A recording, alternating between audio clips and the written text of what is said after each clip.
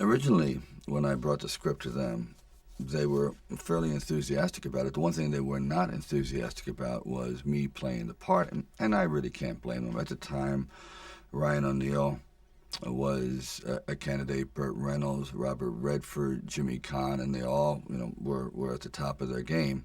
And so I could see it, but there was something inside of me that said, this opportunity is never going to come around. And I really wasn't used to money, and I had no idea of what I would be missing. But the temptation started to come forward. First, it was 25 grand and $100,000. I go, well, I never heard of 100,000 because I had like $106 in the bank, and like I said, I had to sell my dog, and things were not looking very, very good. My $40 car had just blown up, so I was taking a bus to work, but still, it didn't matter. I wanted to stick with it. Then it went up to 150,000, 175,000. It went up to 250,000. Now my head was starting to spin, and it went up to 330,000. And probably I heard it went up to 360,000.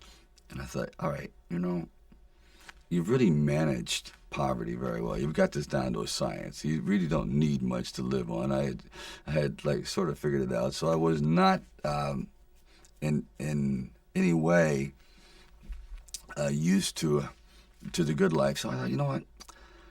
If I know in the back of my mind, if I sell this script and it does very, very well, I'm going to jump off a building. And if I'm not in it, there's no doubt about it, I'm going to leap in front of a train. I'm going to be very, very upset. So this is one of those things where you just roll the dice and you fly by the proverbial seat of your pants. Say, all right, I got to try it. I got to just do it. I may be totally wrong, and I'm going to be taking a lot of people down with me, but I just believe in it. We didn't have really the money to shoot a normal union film at that time in Philadelphia, so we would travel in a van. I would jump out of the van, and we were working with the handheld camera at the time with Garrett Brown, and it was somewhat experimental. And he'd film me running through shopping malls and up down and steps and flights. Curved corridors along the river until finally my legs basically gave out and I'm like writhing on the ground and I want to rise up and say, John, I'm dying here. And he goes, no, use it.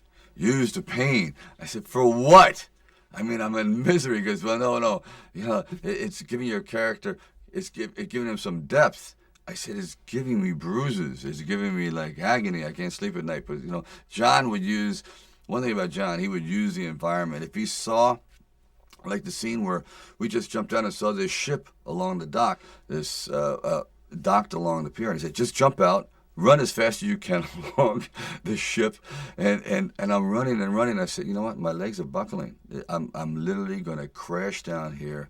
Teeth are going to go, jaw, face. I'm just going to be ground down to this flat-faced image. Please. And I just barely made it. As John he would have me run and jump park benches and down streets, and people are throwing things at me. Like when I had the orange thrown at me, and these people had no idea who I was. I was just some strange alien invader in a well-worn, tattered, baggy, incredibly ugly sweatsuit running through their neighborhood, and they're like throwing things at me. And we kind of like made it work, but actually it was like I thought they were trying to hit me with the orange.